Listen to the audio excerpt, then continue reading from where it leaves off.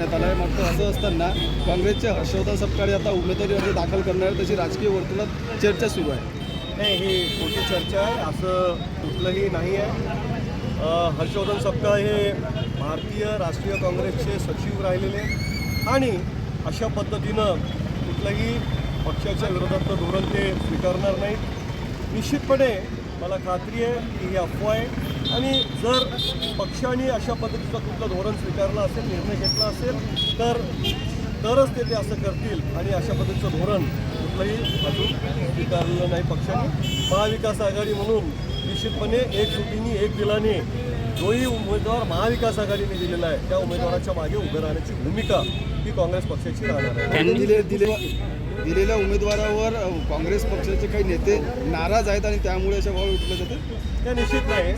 काँग्रेस पक्ष उमेदवारी मागत होता इथला आणि प्रत्येक पक्षाने उमेदवारी